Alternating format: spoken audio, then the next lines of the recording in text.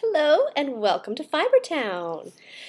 My name is Emily and this is Alice and she's a kisser. And yes, welcome to Fibre Town. We are so glad you're here, although Alice is terribly bored by all of this, so please do excuse her manners. I am Chain of Fools on Ravelry, and then there's the Fibre Town podcast group on Ravelry, which you should go check out because there's a monthly pattern giveaway and there's a lot of great stuff in there already. Although not so much that if you post something, you'll still have a great chance to win something. You can see the video on my blog, fibretownpodcast.blogspot.com, and on YouTube. I have tried to get on Blip and have been rejected for poor video and audio quality. So I'm working on getting on iTunes another way, or possibly getting a new webcam. I would like to be able to focus better on up-close shots of what I'm knitting. So, yes, welcome, and, I should say the date. It is February 13th, 2013, and tomorrow's Valentine's Day. Welcome to some new people, Fibre Townies in the group. We have Mary Love from Pennsylvania, Suzanne from Virginia. Suzanne, hi, how are you? We have Rose from the UK, hello. Sue from Australia, and I'm jealous of your summer right now. Must be nice. And let's see, we have Pat from Ohio, hello. And then we have Sherry, who is Crafty Sly, Samantha, who is Orash, and Patricia, who is Meduseld, and more on Patricia later. So we're at 70-some members, which is great, and I think I have a great idea for a prize giveaway once we reach 100 members. So, yay, let's get started. I have show and tell today. I have whips. I have spinning. Weaving's is kind of static right now. I have some up-and-coming things. I have a book I wanted to talk about, and all sorts of little minutia in between. So, you say adios, Alice? All right, Lovey, go lay down. She has been laying on the heating vent in her bed. She drags her bed over the heating vent because she's a little heat hog. So, all right, so show and tell. The Lucy hat by Karina Spencer. I could be in Downton Abbey, right? It's that kind of style. Not really a cloche hat, but a jaunty cloche. It's out of Madelinetosh Vintage in the Flash Dance colorway. That's the purple. The gray is an unknown merino, and it's lovely. However, it's not a hat you can plop on and go. I had to style myself, make sure it just is something you have to zhuzh to make it look okay. And I am going to take a great risk and take it off in a minute. But first, let me show you my socks.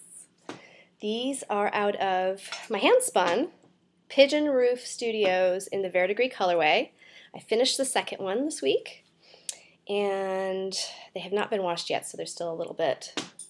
Let's see. There's number one. And I've been told by my husband that I need to hold objects here longer. So there's number one. And here is number two. They are perfect, cozy, cushy socks for a winter day or night. In fact, I've been wearing them to bed. They're nice. And I'm just very proud of them. I spun the yarn and I made some socks. And Pigeon Roof, the dyer who's out of California, I believe her name is Kendra, she's going to feature them on her blog someday, I think. So I'll have to let you know when that comes up. She likes to put customers' finished objects up there occasionally. I've actually spun that yarn twice. That's how much I love it. Oh, I should say that was Polworth. But I wanted to show you the other thing I made out of the first Pigeon Roof Studios Verdigris I spun. His name is Joris. I was inspired by Diane of Knittables to make a Joris out of handspun. And here he is. He's in the same colorway. Again, a 3-ply, but thicker. So it's very interesting how he's knit up differently, how he looks different from the socks, although it's the same colorway. Same yarn base, same fiber. He's a strange little guy. We're not sure if he's a hedgehog or a fox or a dragon or maybe a mix of all three. But this is an amazing pattern, and I don't remember the name of the designer. Joris, Joris. I believe the designer is Dutch, and the pattern is amazingly detailed. And the joints are done with short rows so that you can bend them. Look at that. And his little elbows bend too. So he's great. He lives in my fiber room, which used to be my dining room. All right, so those are my FOs, my show and tell. Let's talk about whips. However, before I talk about whips, let me see if I can take this off. I hope I don't get distracted by my hair this whole time. This is not looking its best. But I wanted to wear this flower today. It was given to me by my friend Lucy. She lives in Hawaii, and it's a little hair clip with a Hawaiian flower. And I think of Lucy every time I wear it. And now I also want to wear it in support of Mel. I'm Ski Knits of the Single-Handed Knits podcast, who's having a rough time right now. And just wanted to show my support. So I don't know how you wear these in Hawaii, but there. All right. So that one's for you, Miss Mel, who is just a very inspiring person. Just all around nice. She gifted me a pattern on my birthday. I'm just a member of her group, and I just think she's amazing. So, all right, whips. Let's talk about the badly behaved one first. The Burdock Cardigan, which is by Maura Kirk, and it's from the book November Knits. It's excerpted in Interweave Knits. This is the Burdock Cardigan. And now I swatched, and I got gauge. However, I think I have cast on the wrong size. I cast on the 38.5 because I just wanted it to be a cozy sweater. My bust is probably a 36 or 37. I should know that, shouldn't I? But I think it's going to be enormous. Let me show you. I did the hem, which looks lovely, and this is out of Malabrigo Rios in the Cocoa colorway, which is a nice brown. So there's the hem. See, it's same on the back. And then there's this, I think it's called a star stitch, which you can see here, which is eating yarn. That's the other thing about this sweater. It's got maybe 2 strikes against it right now as far as finishing it. I don't know if I'm going to have enough yarn. And I think the reason is this stitch eats a lot of yarn, plus there are 2 hems. So that's sort of double the yarn for each area of the sweater. There's a hem at the bottom, and then what would be the button band if there were buttons is also hemmed. See right there? That is the same kind of, actually it's a very interesting construction, but it eats double the yarn. So maybe wrong size, may not have enough yarn. It's not looking good for finishing the burdock. It's huge, and it's all bunched up right now, but it's had quite a break since I haven't worked on it since the weekend, so we'll see. Might give it a little more chance. It's also superwash, which this particular superwash, Malabrigo Rios, grows a lot. So I may have made some fatal boo-boos for this sweater. We'll see. The second work in progress I love. So it's not all doom and gloom with my whips. This is the Wind's Chief hat by Stephen West. And sorry about the moving around. This is out of my hand spun from Meduseld Farm. And I'm going to link to their website because their blog and website is really fascinating. I mentioned them in, I think maybe the second podcast I did, and they have honey and the most amazing maple syrup ever. And they have, I think, Jacob, Romney, and Dorset Down. I'll have to double check. But they're fairly local to me, and they have just an amazing establishment. So I think once we reach 100 members, I'm going to have some of their yarn to do a giveaway. Yay. So if you're watching and you haven't joined, join, because you could be a part of that amazing local fiber kind of community. So this I learned through Patricia, who runs Meduseld. Came from two Jacob sheep, and this type of gray Jacob is called lavender. Even though it's just a natural color, it's referred to as lavender. See, that's when I wish it would focus better. It is a 3-ply woolen spun, and this is the Winds Chief so far. It's a very fast knit because the yarn, I think, is more of an Aran to a light chunky. Is that a thing? Light chunky? I think it is. If it isn't, I just made it up. All right, so it's very hard to tell, but it has twisted ribbing, which is surprisingly fast, and then a section here where you continue the twisted ribbing, but the rest of the hat is stockinette, and it is lovely. It feels even better knit up than it did in the skein, and I can't wait to see how the finished product comes out once it's washed. And I think my husband's, oh, I forgot to say, it's a Valentine's present for my husband. So I'm madly knitting and hope to finish today, maybe tomorrow. I highly recommend this pattern. It's addictive. I can see myself making many, many, many Winds Chiefs. Yay, Stephen West. So yeah, I'd like to knit on it right now. All right, so that's the Winds Chief. I have jumped on the snuggle bandwagon. I felt like a little crochet in my life, so I decided to chain on for a snuggle out of some dishcloth cotton.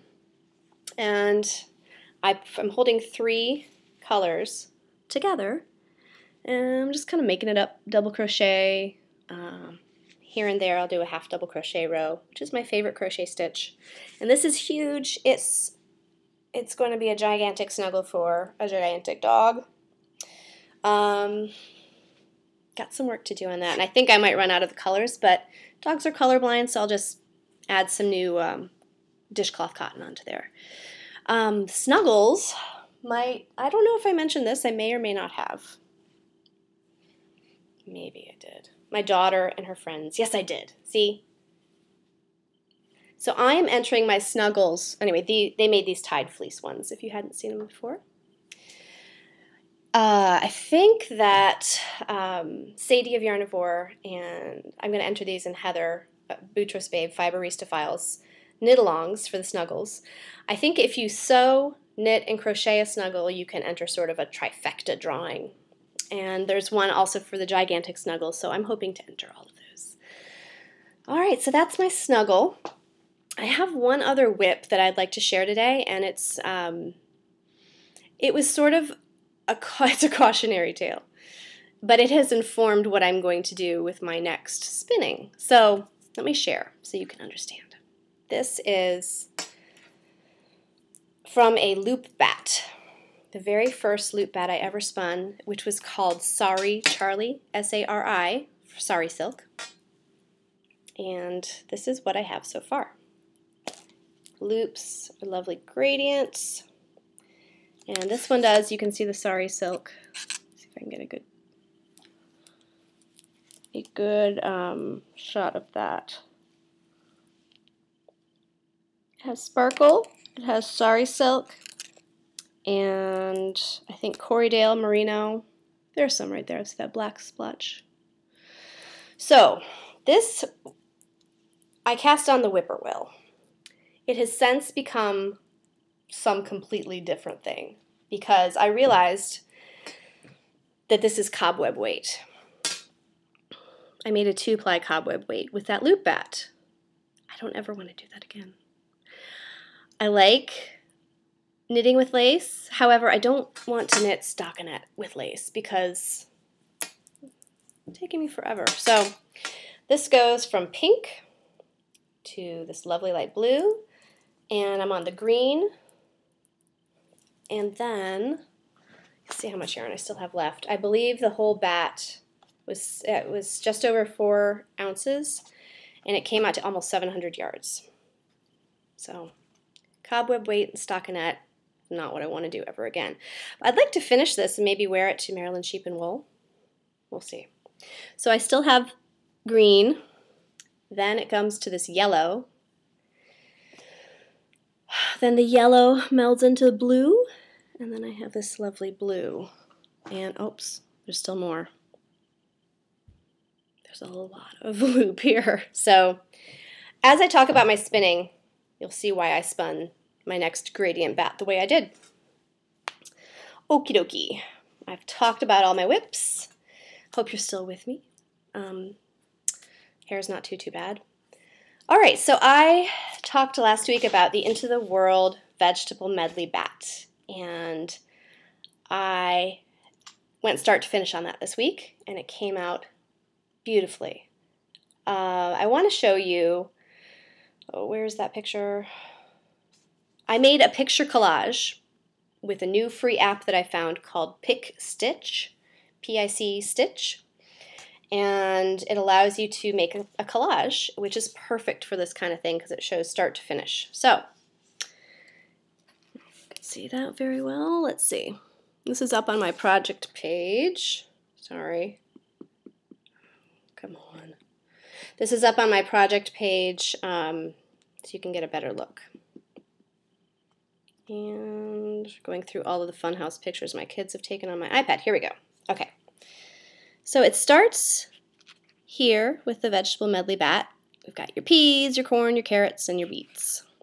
I unrolled it, and it really, you can see right here, it really is a gradient. And it actually has 2 layers. So once I unrolled it, I had to take the 2 layers apart. Then I made these little mini bats from each color and decided to spin it as a gradient. So there it is on my wheel on the bobbin. There is the finished yarn, and well, that one didn't come out very well. Let me show you the finished yarn. All right, this has not been soaked or thwacked, so it's still a bit curly, but not too energized. So there are the beets. Those greens are my ties. The corn, the peas, the carrots. Let me show you. Really, really fun. This is Polworth Silk Into the World Vegetable Medley, and it's only 200 yards, so I will not find myself slogging along on a stockinette shawl with a gradient ever again. In fact, I am looking for a pattern that will showcase the gradient. I'm thinking of Zuzu's Petals. I think I'll have enough. So there it is. It's Navajo plied to keep the colors together. And it is definitely a favorite spin so far. Color-wise, it's just makes my little heart sing. Okay, spinning, let's see. What's coming up next? Well, I cleaned my wheel, and it really needed to be cleaned. I need to get some of that wood beams to polish it and clean it even better, but it was just full of fuzz and oil everywhere. If anyone knows how to get oil stains off of spinning wheel wood, let me know. Maybe the wood beams will do that, but I'm a little worried that I've gotten smudges of wheel oil here and there. The next thing I'm going to spin is some of my alpaca, my giant bag of alpaca, and maybe do another 100-yard skein of that. And then for some more color, I got some purple.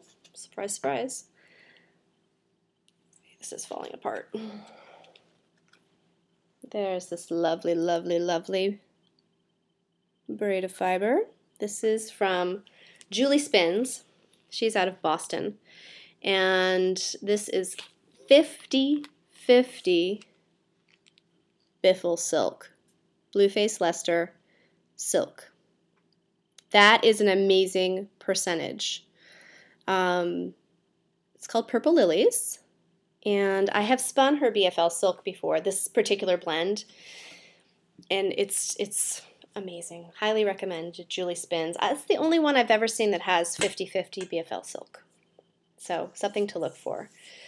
Okay, up and coming. I have some fingerless mitts. I'm going to knit some for a 6-year-old for her birthday. and they are out of this, which is leftover sock yarn. This is called Luna Aura, and I bought this at my very first Maryland Sheep and Wool maybe 3 or 4 years ago, and it's just pink lemonade. It's going to be fun to make little fingerless gloves. I might, if I have enough of my Jacob left over, make some fingerless gloves to go with the Windscheef hat. Maybe I could design some Windscheef fingerless gloves. Because there is a cowl as well that comes with that pattern. That's the same design. Let's see.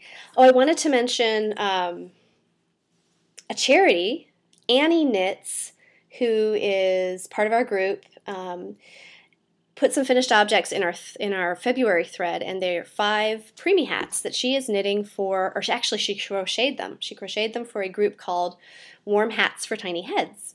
And this is a knit along. There's a group on Ravelry. If you put Warm Hats for Tiny Heads, you'll find it. It is a high school student who was born prematurely, and she is doing a project to raise awareness about premature births, and her goal is to collect 100 hats.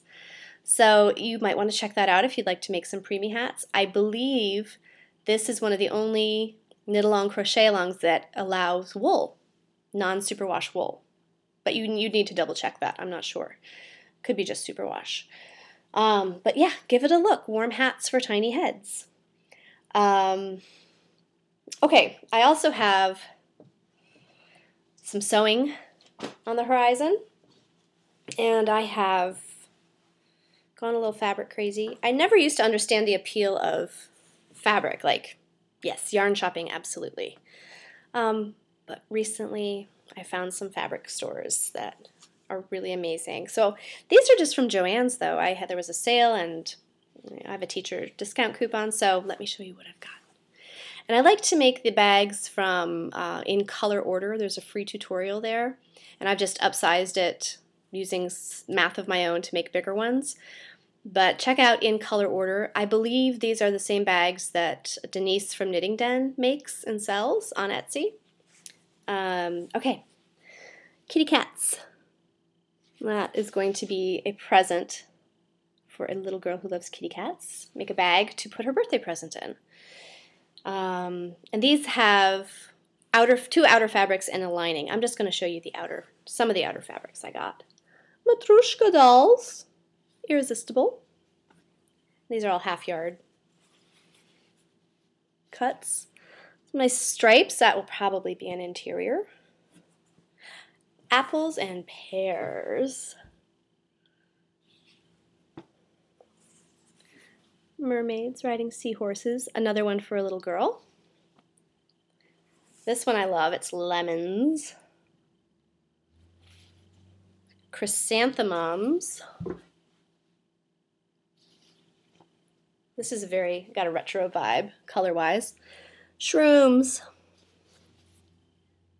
Oh, upside down. There we go. Yeah, so I have some bag sewing. I'm kind of itching to make some more bags. All right, I'm almost at the end here. Let's see, how am I doing? Oh, yeah, I've gone longer today. I wanted to share one book before I say goodbye. And I'm not going to do a proper review, but this was from my Amazon purchase. The Spinner's Book of Yarn Designs by Sarah Anderson. This is the book that I wish I had when I started spinning about two and a half years ago. This is the book I would buy. No disrespect to all the other ones, but this really is highly, highly visual. I think it's well organized. And I was curious about everything. I wanted to know how to spin, ply, hand card, drum card, comb, how to wash and process a fleece. And it tells you all of that. However, it gives you yarn design. It's truly that. She goes into so many details and has done experiments on which kind of yarns wear best in socks.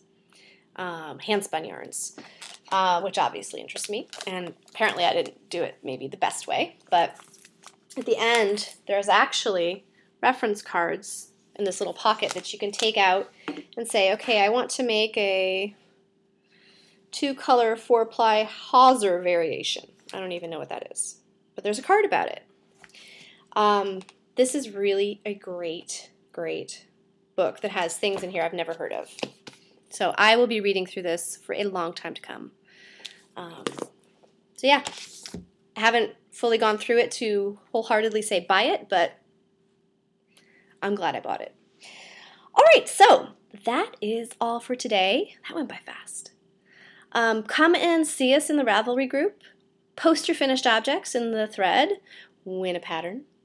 Join the group if you haven't. Once we get 100 members, we will do a drawing for the Meduseld yarn, which I will show you as soon as it gets here. And yes, just enjoy yourself. Enjoy your knitting, spinning, weaving, crochet. You can contact me on Ravelry. I'm Chain of Fools. And on my blog, fibretown.blogspot.com. Someday I'll get that right. And yes, I think that is it. I'm also on YouTube. I wish I were on Blip. Maybe someday. And if anyone has any ideas about how to best do that, let me know. And I will say goodbye. Have a great week. See you next time.